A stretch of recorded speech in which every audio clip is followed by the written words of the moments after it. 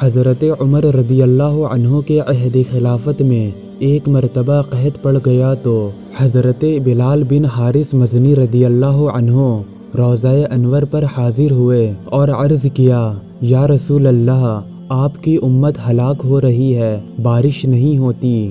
حضور صلی اللہ تعالی علیہ وسلم انہیں خواب میں ملے اور فرمایا، اے بلال، عمر کے پاس جاؤ، اسے میرا سلام کہو اور کہہ دو کہ بارش ہو جائے گی، اور عمر سے یہ بھی کہنا کہ کچھ نرمی اختیار کرے۔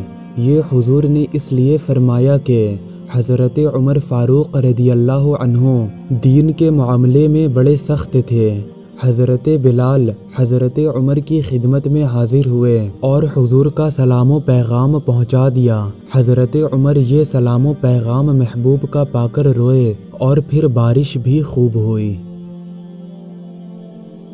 معلوم ہوا کہ وصال شریف کے بعد بھی صحابہ اکرام مشکل کے وقت حضور ہی کی خدمت میں حاضر ہوتے تھے اور ہر مشکل یہیں سے حل ہوتی تھی۔ اور یہ بھی معلوم ہوا کہ حضرت عمر فاروق رضی اللہ عنہ کی بڑی شان ہے اور آپ خلیفہ برحق ہیں، اور اس قدر خوش قسمت ہیں کہ وصال شریف کے بعد بھی حضور کے سلام و پیغام سے مشرف ہوتے ہیں۔